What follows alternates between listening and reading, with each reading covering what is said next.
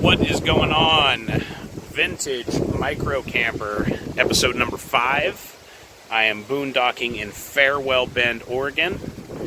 Today was supposed to be day 2 of our shoot, but the weather has turned sour and we decided not to even go out. 6-foot rollers. I came up here from California. My buddy Brandon invited me to shoot this bow fishing tournament. We had a great time on Saturday. We decided to say fuck it on Sunday. But since I was here and I haven't updated my little micro camper in years, I figured I would make a video about it. So there it is on my new Ford. So let's check it out.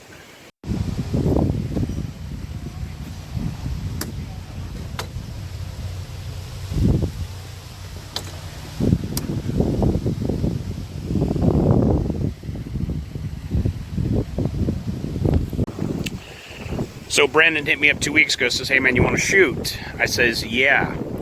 He goes, we're camping at this place called Farewell Bend. We'll be tent camping. I say, you'll be tent camping. I got just the solution to this problem. Now, I hadn't used this in a couple of years, since 2018 Clear Lake. It had been sitting outside for 2 years. Didn't get any water inside, but it was still, I painted it with that aluminum paint, so I had that silver look, kind of matched my old Ford. Well, my new Ford is white, so I just got some Rust-Oleum and painted it white. Now the cool thing about Ford is most of the physical dimensions have not changed from the 1909 Super Duty I have to the 2017 Super Duty, the exception being they have made the bed deeper. So it is 1.5 inches deeper than the old one. So I basically just had to build a 2x4 frame underneath it so that it's bearing the weight here instead of right here. Before I put those in there, when you would walk around, it would be spongy, the floor would. Now it feels sturdy like it should. But basically Ford, the inside dimensions, the important dimensions, are still the same. They put the stake pockets in the same spot. So, I mean, literally, I have 4 of those. That's what's holding it down. I think I might actually put a deck lid access hole there because I have some cool tie downs in the bed, and if I have a hole there and then I put an eye bolt, I could actually reach through and ratchet strap it down. So I think I might actually do that. But here it is, my humble abode. I took a shower this morning, so I have some bungee cords on eye bolts, and that's like a clothesline. I mean, not much has changed. There is my camping pad. That's where I slept last night. Nice and cozy. It actually got cold as shit. It's June in Idaho, and it's freezing. And I got my cooler. Bear resistant, of course. Got to have that. My bag, I've got some chairs. That chair's kind of cool. One of them short chairs. I can actually open that up and sit down in here comfortably and like watch Netflix or whatever. Just random shit. Screwed down a couple of baskets that I keep stuff in. And oh, here's my solution to charging phones.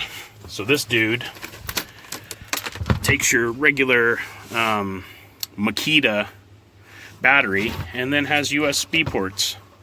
So you could charge like, hold on, let me plug that back in. So you could charge like your phone or anything USB.